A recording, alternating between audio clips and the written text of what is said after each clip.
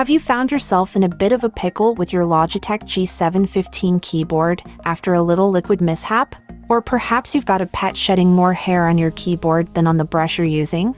Today I'm going to walk you through the process of disassembling this keyboard step by step, so you can hopefully salvage it. First, let's go through what you'll need. I've been using compressed gas for a while now, especially for jobs like this. It's really handy for cleaning in tight spots where it's hard to reach. Just gotta watch out for any liquid getting on the device because it can freeze and wreck it. It's not a must-have, but it sure makes things easier, especially in those hard-to-reach places.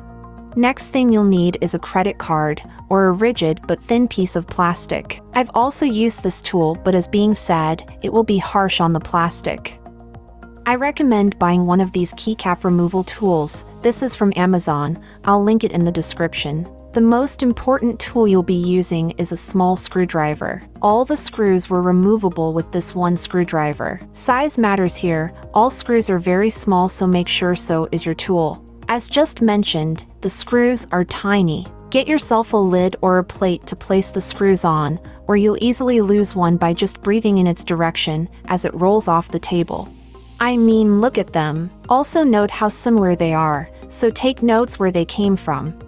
So how do we get from this to this? First things first, take a picture of your keyboard while the keys are still on. It's a lot easier to place your keys back on when you know exactly where each piece goes. Then make sure your keyboard is turned off.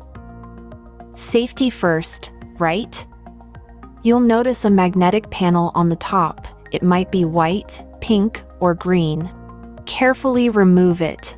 Next, take off all the keycaps using the keyboard keycap removal tool. I'm not showing this phase as I pulled them off using various tools, which I don't recommend. I gave a good wash to all the keycaps in a bowl of warm water and some soap. I wouldn't use any strong cleaners though. I let them sit for about 20 minutes until rinsing and drying well. Now it's time to deal with those tiny screws holding everything together. These screws are placed between the keys, and you can also remove them by only taking off some of the keys, and not all like I did. Here you can see which keys should be removed for you to gain access to the screws. After taking off all the front side screws, let's move to the back panel. There is a sticker displaying Logitech G715 and some serial numbers. Peel it off gently to reveal two screws hiding beneath. Underneath you'll find the battery and a plastic see-through part. Be delicate here, we don't want to cause any damage. You can see 4 screws here, which you'll need to remove. Now it's time to tackle the transparent plastic part surrounding the keyboard. You'll need something thin and non-metallic to unclip it. A credit card works well. Important note: the back panel is still connected to the circuit board, so if you plan on going further you'll need to unplug it. Gently lift the back panel once it's free. At this point I've stopped my disassembly, but if you're feeling adventurous, there's more you can do.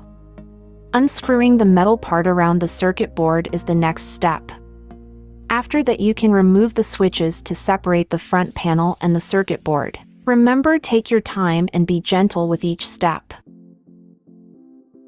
Good luck with your disassembly adventure. Hope you've enjoyed this video, and hope I could help you. If you have something you'd like to add, please leave a comment below. Have a fantastic day.